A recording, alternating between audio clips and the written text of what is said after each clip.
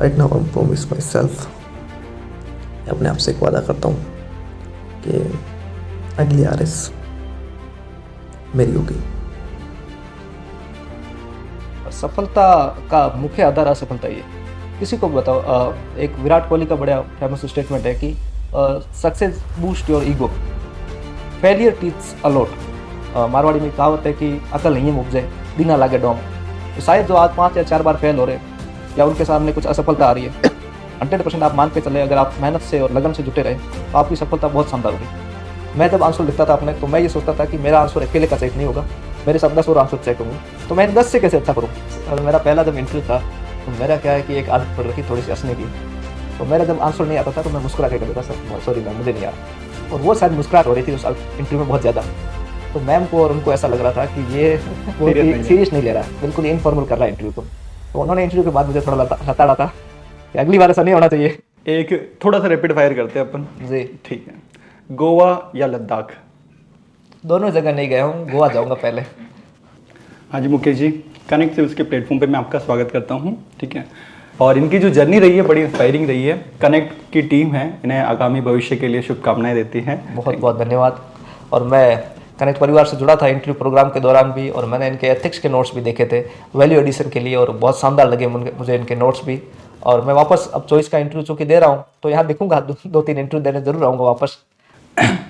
आपने एक वीडियो दिखाया था मुझे जिसे आप बाहर आए थे, ठीक है, क्या था वो, दर्शकों को थोड़ा बताना चाहेंगे आप? जी ज़रूर। मैं जो आर एस फिल्म्स था 2021 वाला, उसमें क्या है कि 27 अक्टूबर को जो मेरा प्री हुआ था, उसमें थोड़ा मैं अति उत्साहित हो गया था 24 अक्टूबर के पटवारी एग्ज़ाम क्लियर के कारण। तो दोस्तों ने रात को मेरे को पटवारी बना दिया, उसी रात को जो मेरे साथ थे। और उसी खुशी खुशी में मैंने तैयारी की नहीं 3 दिन।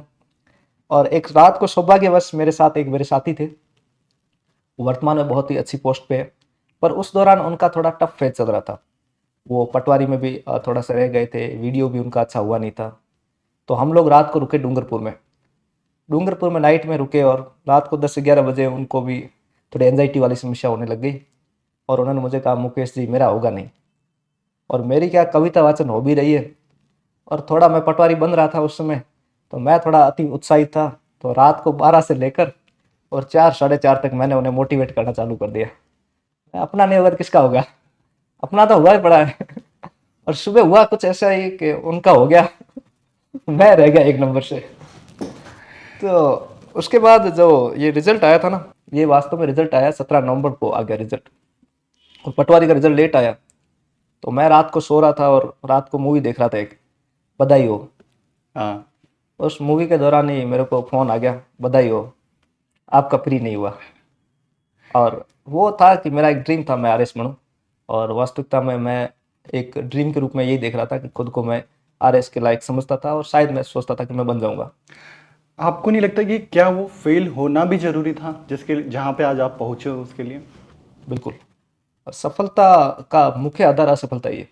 किसी को भी बताओ, एक विराट कोहली का बड़ा फेमस स्टेटमेंट है कि success boost your ego, failure teach a lot. Failure आपको बहुत कुछ सिखाती है।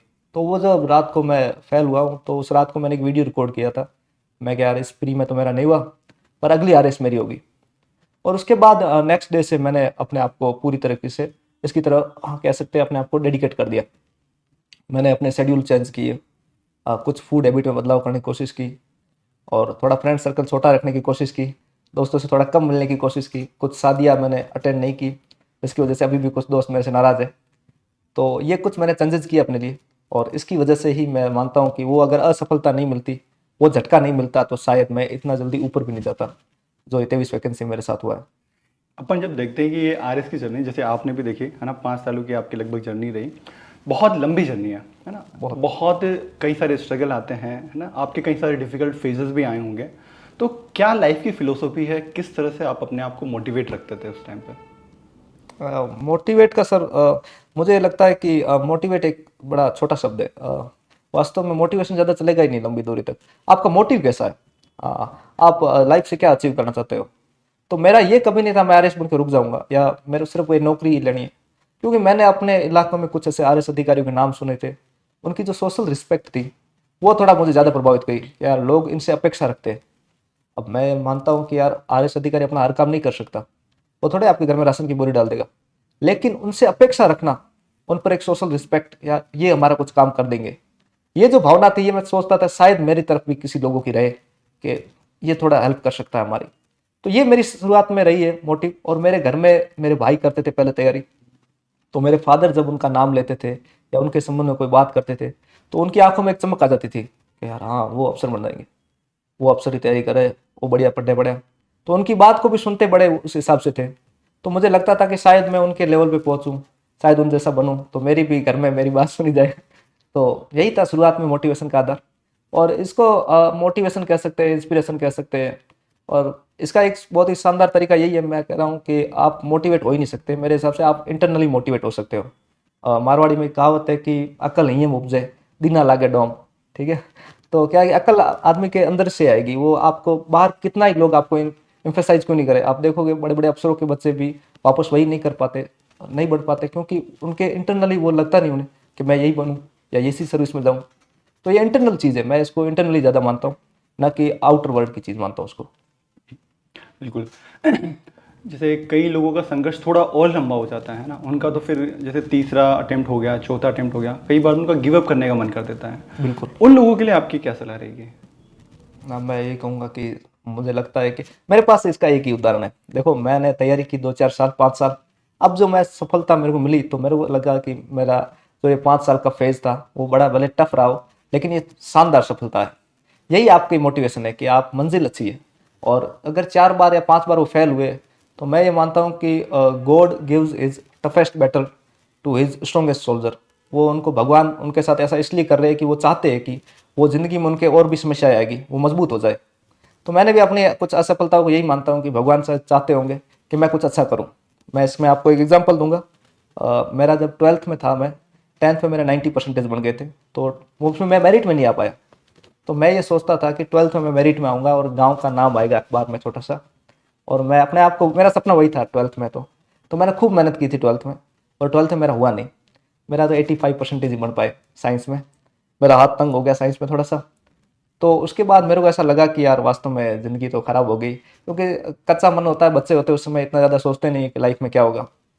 पर मैंने देखा कि उसके बाद जो है, मैं ग्रेजुएशन के दौरान ही सीरियस हो गया था पढ़ाई के लिए। तो शायद ईश्वर ये चाहता था कि मैं 12th की सफलता के बाद रुकूं नहीं, इसलिए मुझे असफलता मिली है। तो शायद जो आज 5 या 4 बार फेल हो रहे हैं, या उनके सामने कुछ असफलता आ रही है, 100% आप मान के चले, अगर आप मेहनत से और लगन से जुटे रहे, तो आपकी सफलता बहुत शानदार होगी। एक आपने जैसे 12th की बात करी, आजकल हम देखते हैं कि कई सारे बच्चे कॉलेज में ही आरएस की तैयारी करने लग जाते हैं।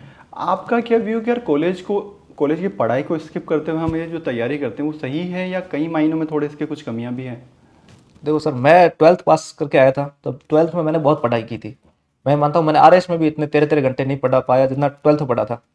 और उसके बाद फर्स्ट ईयर में मैंने पूरा ब्रेक लिया साहब, मैंने तो बिल्कुल ही तैयारी की नहीं। फर्स्ट ईयर पूरा एंजॉय किया दोस्तों के साथ मिलकर। मैं देख रहा हूँ आज की तारीख में फर्स्ट ईयर में आते ही लड़के पढ़ रहे हैं। अब मेरे साथ मेरे बैचमेट थे B11 के, अब उनके साथ भी यही हुआ, उनको फर्स्ट ईयर में आते ही उनको भेज दिया कोचिंग में। तो कोचिंग में आए तो वो जाते ही अब उनका कोचिंग में इंटरेस्ट कम हो जाता था, क्योंकि बेचारे अभी पढ़ के निकले, उनको थोड़ा सा डेवलप होने, मैच्योर होने, या फिर थोड़ी सी खुद के स्तर पे जानकारी लेनी चाहिए थी सीधे ही कोचिंग में आने की बजाय। तो अगर वो 3 साल का फेज वो खुद क्लियर करे और उसके बाद आ जाए, कंपटीशन यही है, कोई 2 साल में आरएस नहीं बनता, सीधी सी बात है, मैराथन नहीं है। आप बहुत जल्दी अगर तेज दौड़ने लग जाओगे तो बहुत जल्दी गिर जाओगे, ठीक है। मैराथन में तो ये है कि आपको लगातार काम करते रहना पड़ेगा, आपको मोटिवेट खुद ही होना पड़ेगा। तो मेरी उनको यही सलाह है, मेरे कुछ भाई भी है जो आज भी तैयारी कर रहे हैं, तो मैं उनको कह रहा हूँ कि पहले कॉलेज लाइफ को थोड़ा सा एक्सप्लोर कर लो, थोड़ा सा आप साथ साथ में पढ़ते रहो, पर कॉलेज लाइफ बहुत जरूरी है। कॉलेज लाइफ में अपना एक्चुअली पर्सनैलिटी डेवलपमेंट जो है, निखार जो आता है बहुत, वो उसी में आता है, और हम ये चीज़ है ना स्किप कर दे रहे हैं। बिल्कुल, कि हम कॉलेज स्कूल में रहे, हमने लाइफ नहीं थी। जो बाहरी दुनिया हम देखते हैं, वो पर्सपेक्टिव दुनिया के डिफरेंट लोगों के से अपन मिलते हैं, वो पर्सपेक्टिव खो देते हैं कहीं ना कहीं पे पढ़ाई में। और तो थोड़ा सा आपकी बात बिल्कुल सही है। एक मुझे थोड़ा सा ना, आप जैसे अपन आरएस की कट ऑफ देखें, मेंस की कट ऑफ देखें, ठीक है, 344, 314, फिर 262, फिर 208, है ना। तो कहीं ना कहीं पे आरपीसी ट्रेंड बहुत स्पीड से बदल रही है। इस पेस से आरपीसी की, क्योंकि पेपर का टफ लेवल बढ़ता जा रहा है थोड़ा सा, ये जो आरपीसी के पेस है जिस स्पीड से बदल रही है, कैंडिडेट अभी भी अपने आप को ढाल नहीं पा रहे, है ना। क्योंकि आरपीसी जिस हिसाब से चल रही थी, अचानक से जिस स्पीड से बदलने लगी है पेपर का जो पैटर्न है, कैसे अपने आप को बच्चे ट्रेंड के अनुसार रख सकते हैं? हाँ, ये सर अभी काफ़ी ज़्यादा चर्चाओं में चल रहा है। लोग बोल रहे सवाल मिल नहीं रहे, कहाँ से सवाल आ रहे हैं। अब बेसिकली चीज़ यही हुई कि आरपीएससी ने कुछ क्वेश्चन के लेवल में बदलाव किया है और बिल्कुल क्वेश्चन टफनेस बढ़ाई उन्होंने। आपने देखा होगा आरएस में भी एनालिटिकल क्वेश्चन खूब पूछे उन्होंने। उसका एक सीधा सही तरीका है सर, मैं तो ये मानूंगा कि आप इसको ये ना सोचें कि सब मेरे साथ ही हो रहा है, ये सबके साथ हो रहा है। और कट ऑफ भी आपने वैसे बताई 208 रही पिछली बार और 2016 में 344 थी कट ऑफ। इसका मतलब लड़के तो वही है पढ़ने वाले हम सब। अब ऐसा तो नहीं था कि वो 2016 में अल्बर्ट आइंस्टीन थे और फिर पीछे सारे फिसड्डी रह गए। सीधी सी बात है, इतनी टफनेस होगी तो सबके साथ ये फेस होगी। इसका एक ही तरीका आप ये माने कि मुझे उत्तर कंपेरेटिव लिखने हैं। मैं जब आंसर लिखता था अपने, तो मैं ये सोचता था कि मेरा आंसर अकेले का चेक नहीं होगा, मेरे सब 10 और आंसर चेक होंगे, तो मैं इन 10 से कैसे अच्छा करूँ। मेरी ये समस्या नहीं थी कि मुझे अकेला बेस्ट करना है, मुझे ऐसा लगता है इनसे अच्छा मेरा कैसे हो सकता है। जैसे कोई भी क्वेश्चन हो गया, जैसे मैं पबेड का एग्जाम्पल ले देता हूँ। पबेड में अगर सामान्य के विशेषज्ञ का क्वेश्चन आ गया तो मेरे को पता था कि सभी के पास उसके फिक्स पॉइंट है, लेकिन इसमें मैं कुछ अलग क्या कर सकता हूँ। तो मैं किसी कमेटी की रिपोर्ट लिख देता था, साथ में एक फुलटन कमेटी बनी थी उसकी रिपोर्ट लिख देता था, या फिर किसी जो पबेड में नॉर्थ कोर्ट ट्रेवलियन रिपोर्ट आई थी 1853 की, उसका हवाला दे दिया, कुछ ऐसी रिपोर्ट का हवाला दे दिया, कुछ ऐसे एग्जाम्पल का हवाला दे दिया, जिसके कारण मेरे को लगता था कि मेरा उत्तर थोड़ा सा अलग हो जाए। बस वही करना, थोड़ा सा आपको एडिशनल अपना हाँ, लगाना पड़ेगा, थोड़े से जोर अपने एफर्ट खुद लगाने होंगे। तो ये जो नए बच्चे, ये तो चलो अपन ने सीनियर्स की बात करी और ये जो ट्रेंड की बात करी, एक आपने देखा होगा कि नए बच्चे जब इस प्रिपरेशन की जर्नी में आते हैं कई सारी छोटी छोटी गलतियां कर देते हैं और उसका जो खामियाजा है ना, उन्हें एक अटेम्प्ट गवा के लगभग 2-3 साल खो के समझ में आती है चीज़। तो नए जो एस्पिरेंट होते हैं उनके लिए आपकी सलाह क्या है कि वो क्या गलतियाँ ना करें? सर ये मेरे को एक बार किसी ने पूछा भी था कि कौन सी गलतियां नहीं करें, तो मैंने उनको यही कहा था खूब सारी चीज़ें जो आपको नहीं करनी है। करनी क्या है वो मैं बता सकता हूँ, वो है पढ़ाई, ठीक है, अपने प्रति ईमानदार रहना। अब नहीं करने वाली तो सर खूब सारी चीज़ें, मैं ये कहूँगा डिस्ट्रैक्ट कम रहो। अपने आसपास ऐसा एटमॉस्फेयर नहीं रखो कि वो आपको पढ़ने दे ही नहीं, या अपने ब्रेन को इतना ज़्यादा बिजी भी मत रखो कि अपन जो मेन उद्देश्य है उससे भटक जाए।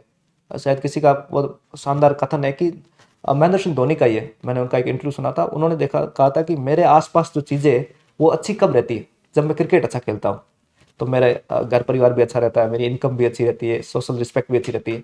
क्यों? क्योंकि मैं क्रिकेट अच्छा खेल रहा हूँ।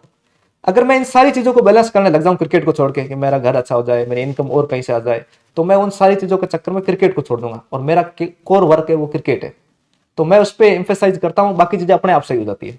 बिल्कुल, ये चीज़ जो आपने धोनी जी की बताई ना, ये मैं कई बार क्लास में कोई भी बोलता हूँ कि हम कई बार लोगों को खुश करने की कोशिश करते हैं कि ये इवेंट बदल दूँ, ये चीज़ बदल दूँ। मेरा है कि आप अपना काम कर रहे हो, आप अपने आप को खुश रख पा रहे हो, अपना काम आप डिसेंटली कर पा रहे हो, आप ऑटोमेटिकली आपके सब खुश हो जाएंगे। आप अच्छी पढ़ाई कर रहे हो, घर वाले खुश, ठीक है, आपका सिलेक्शन भी हो जाएगा, वो टेंशन नहीं छोड़नी, कहीं ना कहीं वो ज्ञान लगभग वही है वो वाला, है ना। और एक मुझे है ना दीपिका मैम बता रहे थे कि, और पीयूष जी भी बता रहे थे कि आपने सेकंड इंटरव्यू के लिए फ़ोन करके बोला था कि सेकंड इंटरव्यू और करना है सर, क्या क्यों करना था? और मेरा पहला जब इंटरव्यू था, तो मेरा क्या है कि एक आदत पड़ रखी थोड़ी सी हंसने की, तो मेरा जब आंसर नहीं आता था तो मैं मुस्कुरा के कह देता सर सॉरी मैम मुझे नहीं आ रहा, और वो शायद मुस्कुराहट हो रही थी उस इंटरव्यू में बहुत ज़्यादा, तो मैम को और उनको ऐसा लग रहा था कि ये बहुत ही सीरियस नहीं ले रहा है, बिल्कुल इनफॉर्मल कर रहा है इंटरव्यू को। तो उन्होंने इंटरव्यू के बाद मुझे थोड़ा लताड़ा था कि अगली बार ऐसा नहीं होना चाहिए। तो मैंने रात को जब मैं रूम गया, मेरे को लगा यार सीरियसनेस कम हो रही है, अब पिछली बार ही फेल होके आए ताज़ा, अब ऐसा ना हो दोबारा मैं फेल हो जाऊँ एक छोटी सी गलती से। तो मैंने उस रात को वापस अपने आप पे काम करना शुरू किया, मिरर को सामने रखकर, और बोलना शुरू किया कि कैसे सॉरी बोले, किस प्रकार से अच्छा करें। वापस मैं यही इंटरव्यू देने आया था इसी रूम में। इंटरव्यू जब चला मेरा 30 मिनट के समथिंग, उसके बाद दीपिका मैम मेरे को बोलती यार कुछ थोड़ा सा स्माइल कर देते। मैं ज़्यादा ही सीरियस हो गया उस इंटरव्यू में। तो ये जो यहाँ पे आपका थोड़ा सा आपने स्ट्रेस इंटरव्यू दी है, कुछ फ़ायदा हुआ? बिल्कुल, मैं इसमें ये कहूँगा, एक बड़े फेमस कथन है कि जब जितना ज़्यादा आपका अभ्यास में पसीना बहेगा, युद्ध में आपका खून उतना ही कम बहेगा। और वास्तव में यही हुआ। मैंने अब यहाँ पर इंटरव्यू तो बाहर आए हुए अपने करेक्ट सिविल के, आप देखो उसमें टफनेस लेवल जो है वो बहुत ही ज़्यादा है अपने इंटरव्यू की, 60 to 70% अपने इंटरव्यू बहुत टफ रहते हैं, और आरपीएससी में उसकी टफनेस 30% भी नहीं है। तो आप देखो, आप जब मैं कह रहा हूँ प्रैक्टिस में आप मिचेल स्टार्क को फेस कर रहे हो, और सामने जब बॉलिंग करने शाहीन अफरीदी आ जाए तो बहुत फ़र्क पड़ जाता है। वहाँ इंटरव्यू इतने टफ नहीं थे, वहाँ इतने क्वेश्चन की फटाफट आपके ऊपर बम नहीं गिर रहे थे, तो यहाँ पर मेरे को ये बहुत ज़्यादा फायदा मिला इसका, तो मैं प्रेशर को हैंडल कर गया वहाँ पर। एक आप डिस्ट्रैक्शन की बात कर रहे थे कि आजकल अपने को डिस्ट्रैक्शन से कम रहना है। दो ही मेजर डिस्ट्रैक्शन मानता हूँ मैं तो, एक तो अपोजिट जेंडर होता है और एक सोशल मीडिया है। जी दोनों ने कहीं डिस्टर्ब किया आपको? नहीं सर, अब प्रिपरेशन करते रहे हम, और नहीं मैं इतना डिस्ट्रैक्ट नहीं हो पाया इन चीज़ों से। पर सोशल मीडिया में मैं थोड़ा ज़्यादा डिस्ट्रैक्ट हुआ था। पर मैं ये करता था कि इंस्टाग्राम जो था, मैं बड़ी कोशिश करता था उसको छोड़ने की, पर मेरे को रील का बड़ा शौक था। पर मैं ये करता था कि रात को 1 बजे पढ़ के मैं उठाऊँ तो 2 बजे मैं सोऊंगा, 1 घंटे में रील देख लूँगा। तो मैंने इस हिसाब से अपने आप को सोशल मीडिया से बनाए रखा। हालांकि पोस्ट वोस्ट में कम ही करता था, पर जुड़ा जरूर रहा इंस्टाग्राम से। तो ये रील की आदत तो अभी भी मतलब कई लोग तो पूछते हैं कि सर हमारी रील देखने की आदत बन गई है, क्या छोड़नी जरूरी है क्या? तो आप सही बताओ कि सिलेक्शन के लिए क्या रील देखना छोड़ दें क्या? नहीं, बिल्कुल नहीं। मेरे को रील रात को वही आती थी, भाग मिल्खा भाग वाली, और ये रीलें आती थी, ये तो मोटिवेट और करती थी मेरे को। वही है। हाँ, ये चीज़ लिमिट में होनी चाहिए। अति सर्वत्र वर्जित। वही बात है, आप अगर सुबह से शाम तक रीलें देखोगे तो रील छोड़नी पड़ेगी। हाँ, आप अगर आधा घंटा घंटे के लिए मूड फ्रेश चाहते हो, रील देखो। उसका एल्गोरिदम इस तरह से सेट होता है, जो चीज अपन देखते हैं बार बार वही चीज वही आती है। अगर आपने एजुकेशन का कंटेंट देखा, मोटिवेशनल चीजें देखी, तो आपके लिए वो अच्छा फीड आएगा, हाँ बिल्कुल। है ना? आप ब्रेकअप सॉन्ग सुन रहे हो तो फिर आपको बार बार वही आएगा। आपका नहीं भी हुआ है तो भी आ जाएगा। तो फिर आपके लिए लगेगा कि यही है, फिर मन करेगा कि रील छोड़ देनी चाहिए। पर जब आपको मोटिवेशन मिल रहा है तो वही ठीक है, रील चल। नहीं, ये कि ये वास्तव में ये क्या है कि 1-1.5 मिनट में आपको डोपामिन रिलीज करा देता है। तो लोगों के अब जो है वो एकाग्रता काफी कम हो जाती है। मैं खुद का एग्जांपल देता हूँ, मैं बहुत ज्यादा मूवीज देखता हूँ, बहुत ज्यादा देखता हूँ। मैं तो प्रिपरेशन के दौर में भी, जब जिस दिन संडे होता था मेरा फिक्स था एक मूवी देखूंगा उस दिन मैं। तो अब ये हुआ कि लास्ट जुलाई की मेरा एंट्री हुआ, उसके बाद से मैंने रील देखना शुरू कर दी थोड़ी ज़्यादा। तो रील देखता था तो मेरी मूवी देखने की हैबिट भी कमज़ोर पड़ने लग गई। मुझे ऐसा लगा 3 घंटे की मूवी में मैं बीच में रोकता था मूवी, 1 घंटे में रुको थोड़ी देर रील देख के आता हूँ। रील में क्या हो रहा है। तो वास्तव में ये चीज़ है कि अपने ब्रेन की कॉन्सेंट्रेशन कम करती रील, इसलिए रील को कम देखना चाहिए। पर ऐसा नहीं मैं कह रहा हूँ आप सन्यासी बन जाए तैयारी के दौर में और बिल्कुल ही मॉन्क बन के तैयारी करें, वो नहीं करें। आप इंजॉय करें और तैयारी साथ में करें। रील से अपने सबकॉन्शियस में इतना बदलाव आ जाता है ना कि हमें इंस्टेंट सारी चीजें चाहिए। हमें जैसे फॉर एग्जांपल हमें टीचिंग में बड़ा कभी कभी चैलेंजेस आ जाता है, बच्चों को पेशेंस लेवल खत्म हो गया है ना, कि कई चीजें में कंसेप्ट एक्सप्लेन करना हो, कई चीजें हो गई तो 5 मिनट लोग वेट नहीं कर सकते, 1 मिनट में चीजें चाहिए। बिल्कुल, है ना? तो वो चीज़ बड़ी इंस्पायरिंग भी है ना, कि हम कैसे 1 मिनट में वो चीज़ें कर पाएं, और इससे क्रिएटिव कंटेंट भी बनते हैं कि कैसे रीलों से पढ़ाई भी हो रही है।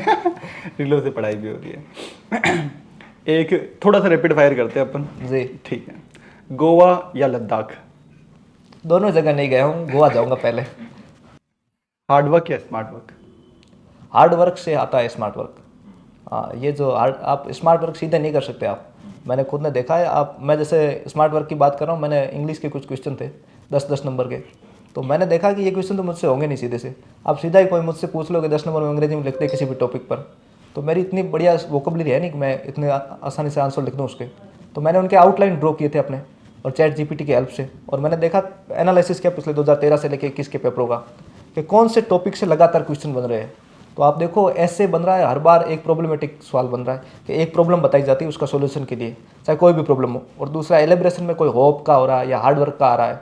तो मैंने उसके भी 10-15 कथन याद कर लिए, उसकी मैन बॉडी याद कर ली, कंक्लूजन क्या लिखना वो मैंने फिक्स कर लिया। बीच में तो मैटर में कुछ भी 1-2-4 लाइनें में डाल दूंगा अपनी। तो ये मैंने स्मार्ट वर्क किया था, लेकिन उसके लिए काफ़ी सारा हार्ड वर्क करना पड़ा मुझे। तो हार्ड वर्क से ही आता है स्मार्ट वर्क। अभी वही है कि जैसे बच्चे होते हैं ना कि सर शॉर्ट नोट्स दे दो, है ना? पर शॉर्ट नोट से सीधा पढ़ना क्या सही है, या बल्कि जो बुक है, बल्कि जो नोट्स होते हैं उनसे पढ़ना कभी फर्स्ट टाइम तो जरूरी बनता है? बहुत बहुत, ये वास्तव में यही चीज़ है। शॉर्ट नोट्स का बीच में खूब हुआ बना था, 23 में 24 में हुआ खूब बना इनका कि शॉर्ट नोट से पढ़ लो सीधा। अरे शॉर्ट नोट्स जिस आदमी ने बनाए उसके ही काम के। शॉर्ट तो मैं अपने लिए बनाऊंगा कि मुझे अब कोई चीज़ याद करनी है तो मुझे पता है कि ये चीज़ मैं ऐसे याद कर सकता हूँ। आप मेरे नोट्स कैसे याद कर सकते हो? शॉर्ट नोट्स मैंने कहीं पे रा लिख दिया है, उसका मतलब राष्ट्र है या राष्ट्रीयता है, क्या है मैं जानता हूँ उसको। तो शॉर्ट नोट्स अपने बनाओ, लेकिन उसके लिए पहले खुद का कुछ कंटेंट तैयार भी करो। सीधे ऐसे शॉर्ट नोट से या 2-4 महीने से तो आप नहीं कर पाओगे। मतलब मेजर रोल मुझे वही लगता है कि जो अपने लास्ट के 2 दिन हैं, जैसे अपन पहला सेकंड पेपर देखे आते हैं, उस दिन जो है ना कि शाम को अपन को पेपर 3 रिवाइज करना है पूरा, हाँ वहाँ पर काम आता है। वहाँ पे हाँ, उसके लिए पहले आपको 3 साल पढ़ना पड़ेगा, वो तभी बनेंगे एक रात के नोट्स आपसे, तभी आप उसका रिवाइज कर सकते हो। तो शुरू में तो सबको अपनी जो स्टैंडर्ड बुक्स है या आप किसी भी जिस भी कोचिंग इंस्टीट्यूट पे ट्रस्ट करते हो उसके नोट्स आपको सबको पढ़ने चाहिए। पढ़ने पड़ेंगे बिल्कुल। वैल्यू एडिशन करते रहो, मैं तो ये कहता हूँ किसी के भी नोट्स उठाओ, आप उसको वैल्यू एड करते रहो। आप अपने आप को दूसरों से अलग कैसे कर सकते हो, यही आ रहे से। एक जो कई सारे जो बच्चे होते हैं जो सेल्फ स्टडी करते हैं उनके माइंडसेट ऐसा होता है कि 4 कोचिंगों के नोट्स में ले लूँ, ठीक है, 4 स्टैंडर्ड सोर्स में देख लूँ, ठीक है। क्या वो फिजिबल है? नहीं, मैं नहीं मानता। मेरे हिसाब से वो नोट्स इतने हो जाएंगे, फिर आप इतने नोट्स पढ़ भी नहीं पाओगे ना, एक रात को रिवाइज कर पाओगे। इसका अच्छा ये आप एक पे ट्रस्ट करो, जैसे आपने कहा आपको एक पे तो ट्रस्ट करना ही होगा, चाहे जिस पे भी करो, किसी किताब पे कर लो। पर मैं ये मानता हूँ कि किताब बहुत बड़ी है, इसके हिसाब से आप नोट्स पढ़ो। क्योंकि अब जैसे आप पढ़ा रहे हो, दूसरे टीचर पढ़ा रहे हैं, ये लोग इस जर्नी से गुजर चुके हैं। आपको पता है कि कौन सा मैटर आएगा कौन सा नहीं आएगा। आपको पता है लक्ष्मीकांत बनी वो सारनियाँ नहीं पूछता कोई, ठीक है, वो जो बनाए रखी है वो भले बच्चा रट ले सीधा आके, पर वो कोई पूछ नहीं रहा। तो ये काम यही करता है। मैं कह रहा हूँ एक जंगल है, उसमें 4-5 रास्ते जा रहे हैं। कोचिंग इतना ही रोल करती है, टीचर इतना ही रोल अदा कर सकता है कि वो बता सकता है ये रास्ता सही है, इसमें थोड़ा चला जा। अपन सेल्फ में ये है कि 4-5 अपन रास्ते जो है वो देखेंगे खुद ही खुद, उसमें भटकेंगे थोड़ा सा, फिर अपन भी चले जाएंगे, लेकिन अपना टाइम ज़्यादा कंज्यूम होगा। और एक आदमी अपना टाइम बचा रहा है, बाकी एफर्ट पूरे अपने ही लगाने हैं। लास्ट मेरा आपसे ये रिपीट फायर का क्वेश्चन है। एक कई लोग तो होता है ना कि अकेले में हम सारे दोस्त दुनिया है ना फैमिली से कट करके पढ़े, एक होते कि हमारी फैमिली दोस्त सब बने रहे। कौन सा मीडियम आपने चूज किया? मनुष्य सामाजिक प्राणी है, मैं समाज के साथ रहना चाहता हूँ, सर्विस भी समाज में ही करनी है। मेरे खूब सारे दोस्त थे इस पूरी जर्नी में, मैं नाम लूंगा उनके आज, वो मुझे फ़ोन भी किया 2-4 ने, हमारा नाम क्यों नहीं आ रहे बाहर। बिल्कुल मैं बताऊंगा। परवीन है मेरा रूम पार्टनर रहा है, खूब साथ रहा। दिनेश है, इसके साथ साथ पंकज है, अशोक जी है, और इसके अलावा सुरेंद्र है, विजय है, खूब सारे दोस्त थे मेरे। और इन सब ने, मैं कह रहा हूँ, मेरे को मोटिवेट भी किया है। मेरे साथ मिलते थे। मैं जब जैसे संडे को फ्री हुआ हूँ, मैं 6-7 दिन पढ़ते था, जैसे मैं फ्री होता था मैं उनको पूछता था तुम लोग फ्री हो, तो कि हाँ हम फ्री है, तो मैं चला जाता था उनके पास, और 4-5 घंटे का मेरा एक मूवी हो जाती थी उनके साथ, और फिर मैं वापस आ जाता था पढ़ने के लिए। वो वही चीज़ है ना, जो फ्रेंड्स होते हैं हमें हर स्ट्रगल में साथ देते हैं। जैसे कि होता है ना कि आप आरएस बन गए है ना, तो लोग आपके साथ अटैच्ड इसलिए हैं क्योंकि आप आरएस हो, ठीक है। वो दोस्त है ना, अपने पास खाने को ना कुछ ना हो, अपन चड्डी बनियान में भी घूमे या मस्त ब्लेजर पहन के भी घूमे, उनको कोई फर्क नहीं कोई पड़ता। फर्क नहीं पड़ा। आज भी फर्क नहीं पड़ रहा है मेरे दोस्तों को, तो वो तो आज भी मेरे साथ वैसे ही जैसे पहले थे। ये आप कह रहे हो कि भाई रिजल्ट के बाद काफी सारे नए लोग आपको मिलेंगे, उनका बिहेवियर अलग होगा, पर इनका बिहेवियर अभी भी वही है। हाँ, वो दोस्त आपके मैं बोलूँ ये नहीं, इसके बाद पूरी लाइफ में आपके साथ ये रहेंगे, और ये लोग वास्तव में आपको सच्चाई बताते हैं। मेरे कुछ दोस्त लोग मेरे 1-2 वीडियो बाहर आया तो मेरे बोला अरे मुंह टेढ़ा रख रहा है, क्या कर रहा है सीधा मुंह नहीं रखता तू, सीधे बैठता नहीं तू। तो वो वास्तव में अपने, मैं कह रहा हूँ, हितैषी है, आपको मोटिवेशन देते रहेंगे, आपको डिप्रेशन में जाने नहीं देंगे, वो आपके लिए काम करेंगे ये चीज़ें। बिल्कुल। और मैं अक्सर देखता हूँ कि वेस्टर्न राजस्थान से कई सारे इस बार टॉपर हमें देखने को मिलते हैं, हमेशा है ना, बहुत मेहनती लोग हैं, ठीक है। क्या रीज़न है? रीज़न साफ है साहब, वहाँ पर इतने ज़्यादा इनकम के सोर्स नहीं है। हमारे पास ज़मीनें खूब है, पर उतनी उसमें पैदावार होती नहीं है। और बहुत ही करीब से हम लोग गरीबी को देखते हैं कि बहुत सारे लोग हमारे गांव में अपने बच्चों को पढ़ा नहीं पाते, वो ज़मीनें बेच के पढ़ाते हैं। तो मैं जानता था कि अगर मैं नहीं पढ़ूंगा तो कल मुझे भी यही करना होगा, शायद अपने बच्चों को पढ़ाने के लिए या खुद को घर चलाने के लिए। तो सब ने अपने नज़दीक से, बहुत नज़दीक से कठिन परिश्रम देखा है। और मैं कह रहा हूँ मेरी पढ़ाई तो इतनी सीरियस थी नहीं भाई, मैं 10-12 घंटे पढ़ा हूँ, 10-12 घंटे धूप में लोगों को काम करते हुए देखा है। मेरे गाँव के ही लोग करते हैं काम खूब सारा। तो यही है, इसलिए आप देखोगे लाइब्रेरी में खूब सारे बैठे रहते हैं मारवाड़ के यहाँ के लोग, क्योंकि हमारे पास इतने आय के सोर्स नहीं है जितने कि बाकी राजस्थान के पास है ना। हमारे वहाँ कोई पानी पहुँचा इंदिरा गांधी नहर का इतना ज़्यादा कि हम खेती में हमारी आवक इतनी ज़्यादा बढ़ गई है। डीएनपी एरिया है कुछ, तो हमारे इधर वहाँ लाइट भी नहीं है, ऐसी समस्याएं भी है कहीं कहीं जगह। तो ऐसी चुनौतियाँ वहाँ से जब निखरेंगे तो उनको लगता भी नहीं इतनी चैलेंजेस। यहाँ के लोगों को डिप्रेशन आता भी नहीं है, कुछ बच्चों को आ जाता है क्योंकि उनको पूरे से वो क्या कहते हैं सिल्वर स्पून मिला रहता है, स्पून फीडिंग होती रहती है उनको, तो वो होता नहीं यहाँ पर। आपको नज़दीक से देखना पड़ता है, मजदूरी खुद को ही करनी पड़ती है, और बहुत सारे लोगों की अपेक्षाएं रहती है आपसे। तो उन सब के चक्कर में मैं देखता हूँ यहाँ खूब सारे बच्चे पढ़ते हैं, और ये मोटिवेशन यही है उनका। उनको वो कोई संदीप महेश्वरी के या किसी मोटिवेटर के वीडियो नहीं देखते दिन रात के, मैं मोटिवेशन इससे ले लूं। इंटरनल उनका, हाँ, उनका इंटरनल आ जाता है। मोटिवेशन यही है, खेत में काम करना पड़ेगा 10 घंटे, या यहाँ 10 घंटे पढ़ना पड़ेगा, तो देखते हैं वहाँ धूप है या एसी है, यहीं पढ़ लेते हैं। मजदूरी ऐसे में बैठ के करनी है कि यहाँ धूप में बैठ के करनी है? बिल्कुल, मजदूरी आपको करनी ही पड़ेगी। एक आपने जैसे स्पून फीडिंग की बात करी है ना, आजकल एक ये भी ट्रेंड हमें देखने को मिला कि बच्चे डिपेंडेंट हो गए है ना कोचिंग्स पे, वो चाहते हैं कि सीधा हर चीज़ स्पून फीड करवा दी जाए, है ना। तो कहीं ना कहीं ये थोड़ा सा हमें भी लगता है कि बच्चों को तो अपनी क्यूरियोसिटी अपने लेवल पे थोड़ा सा खुद मेहनत करनी चाहिए, क्योंकि सबकी जर्नी अलग होगी। आपके क्या व्यू है? मैंने तो खूब कई सारे नवाचार किए। नवाचार तो मैंने 2-4 किए। जितनी साइंस पढ़ी थी उसमें मैंने यूज चैट जीपीटी में कर लिया, और एआई के कुछ 2-4 और ऐप का यूज़ कर लिया था, ग्रोक व्रोक का। तो मैंने ये देखा कि जो कोचिंग के नोट्स है सही, बिल्कुल आपका बेसिक पढ़ा देंगे, पर वो आपके प्रॉपर आरएस के लिए या रैंक डिसाइड करने में, क्योंकि सभी लोग वही नोट्स पढ़ रहे हैं। आप नोट्स रट लो, अच्छे से तैयार कर लो, एक कोचिंग पर ब्लाइंड विश्वास कर लो कि मैं इसके नोट्स पढ़ूंगा, उसके बाद उसमें वैल्यू एडिशन जरूर करो। आपको फिर कहूँगा, आपकी वैल्यू एडिशन ही आपकी रैंक डिसाइड करती है।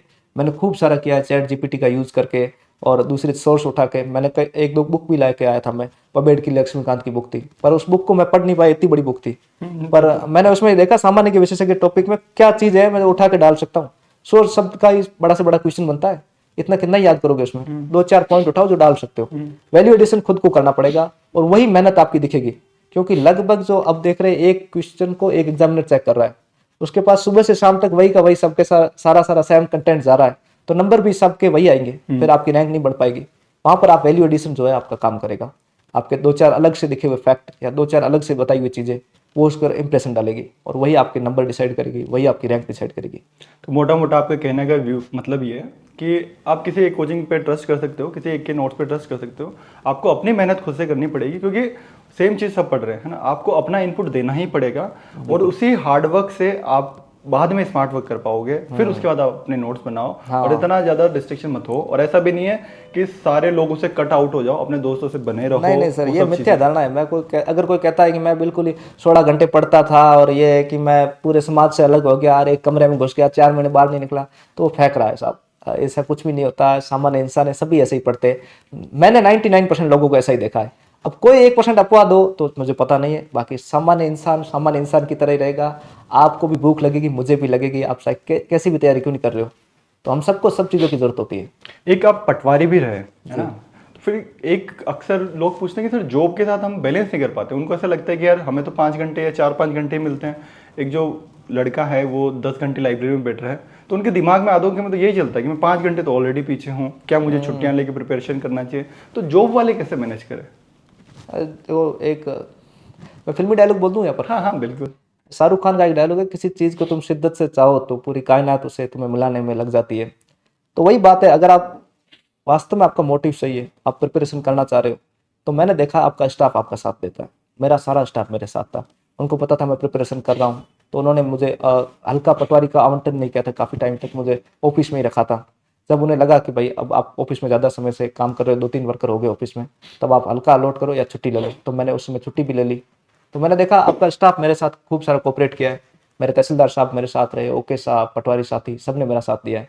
तो ये है कि आप अगर अच्छे हो तो आपके साथ अच्छा बिहेवियर होता है, और आपके स्टाफ आपके साथ हो जाते हैं। अगर आप सच में हार्ड वर्क कर रहे हो, अगर आप दिखाने के लिए पढ़ाई कर रहे हो तो फिर वो पढ़ाई काम की नहीं है। हाँ, काम चोरी अगर आप कर रहे हो तो वो हाँ, सिर्फ काम चोरी कर रहे हो, कुछ कर नहीं रहे हो, तो 2 दिन में पता लग जाता है लोगों को। लोग बहुत समझदार आज की तारीख में, आपको पकड़ लेंगे हाथों हाथ।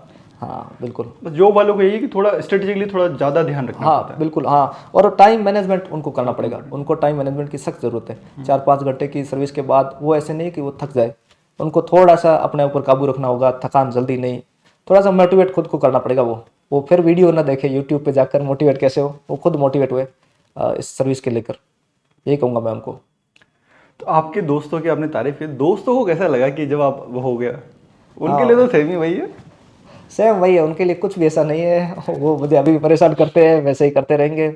और बिल्कुल उनका सहयोग बहुत ज़रूरी है। मैं ये मानूंगा कि हर किसी की जर्नी में सबका साथ रहता है, दोस्तों का साथ तो बहुत ज़्यादा ज़रूरी है। आपको लाइफ के हर मोड़ पे मिलेंगे। आपको दोस्त सफलता में कम दिखेंगे, असफलता के दौर में ज़्यादा मिलेंगे, क्योंकि वो उस समय उनको लगता है कि हमारी ज़रूरत ज़्यादा है, तो वहाँ पर वो बिल्कुल मौजूद हो जाते हैं। मैंने जब पार्टी वार्टी की होगी तो वहाँ पर दोस्त कम नज़र आए होंगे, पर अगर मैं फेल हो जाता तो वही के वही लोग मेरे आसपास नज़र आ जाते। तो यहाँ पर दोस्तों की बहुत बड़ी भूमिका रहती है। दोस्त तो अब मैं यही कह सकता हूँ, इंसान खुद ही बनाता है। एकमात्र ऐसा संबंध है जो इंसान दूसरे इंसान से स्वयं स्थापित करता है, बाकी सारे ब्लड रिलेशन हो जाते हैं। तो वो दोस्त है, और दोस्त बहुत ज़रूरी है ज़िंदगी में। चलिए, बहुत अच्छा लगा आपसे, है ना। अगर एक लास्ट सवाल मेरी आपकी तरफ से लोगों की भलाई के लिए, है ना, अगर आपको कुछ गुरु मंत्र देना हो, ठीक है, गुरु मंत्र तो क्या, टॉपर मंत्र देना हो ना, कई लोग बोलेंगे 1 मिनट का डोपामाइन, ठीक है, कि जिससे हम वो कहते हैं रील बना दें कि ठीक है कि प्री कैसे निकाले, मेंस कैसे निकाले, इंटरव्यू कैसे निकाले, तो तीनों के लिए क्या एक टॉपर मंत्र दो है? शब्दों में इसका आंसर है, पढ़ाई करके पढ़ाई करके, और मेहनत पूरी करो, तरीके- हाँ निकल जाओगे। बिल्कुल। इसको और शॉर्ट्स में नहीं कर सकते, इसका शॉर्ट यही, पढ़ाई करो। 5 सेकंड का शॉट। 5 सेकंड का शॉर्ट, पढ़ाई, सीधा सब बात है, पढ़ाई करोगे वो उनको खुद मिल जाएगा। अब जैसे मैंने पढ़ाई की थी तो मुझे उस समय पता नहीं था शॉर्ट नोट्स नाम की चीज़ होती है। जब मुझे आवश्यकता, आविष्कार की जननी, जब मुझे जरूरत पड़ी तो मैंने खुद नहीं बनाए उसके शॉर्ट नोट्स। मेरे पास है खुद के शॉर्ट नोट्स, मैं कभी डाल दूंगा अगर जरूरत पड़ी तो। क्योंकि शॉर्ट नोट्स खुद बनाते हैं, आपको खुद आवश्यकता नजर आएगी, खुद अपने आप को अपने आंसर राइटिंग में फर्क पता चल जाएगा। ये स्वयं होंगी चीज़ें, ठीक है। आप पढ़ते रहो, आप अपने ऊपर से पूरा कॉन्फिडेंट रखो और मेहनत करते रहो ईमानदारी से। अपने प्रति ईमानदारी बहुत जरूरी है। मैंने देखा खूब सारे लोग जो है, खूब सारे तो क्या, कुछ लोग होंगे जो लोगों को दिखावे के लिए अपन तैयारी करते हैं, या रील बनाने के लिए पढ़ लिए, या फोटो खींच ली लाइब्रेरी में जाके, वो पढ़ाई काम की नहीं है। आप खुद के प्रति कितना ईमानदार हो, ये आप सोते समय अपने आप से बात करो तो पता चलेगा। आज दिन में मैं पढ़ा कितना हूँ, मैं देखता था आज दिन में मैं 13-14 घंटा पढ़ने के लिए बैठा था, उसमें 2-3 घंटे मैंने व्हाट्सअप देख लिया होगा, 1-2 घंटे रील देख ली होगी, 1-2 घंटे यहाँ खराब कर लिए। फिर मेरे अंदर से लगता था कि यार पढ़े तो अपन 9 घंटे, ही 14 घंटे का तो पूरा नाटक था। तो वास्तव में वही चीज़ है, खुद से ईमानदारी, खुद से ईमानदारी बहुत जरूरी Preparation में है। मुझे नहीं लगता आप दूसरों के प्रति ईमानदार रहो, सबके लिए आप क्या कर रहे हो, अच्छा बनने की कोशिश करो, उसकी बजाय आप खुद के लिए अच्छा बनो और खुद के प्रति ईमानदार रहो, और खुद ही का ही अच्छा होगा उसमें, ठीक है। हाँ, उससे किसी दूसरे का भला नहीं होगा, आपका ही भला होगा, आप ही अधिकारी बनोगे। तो ये चीज़ है, आप खुद के प्रति ईमानदार रहना बहुत जरूरी है।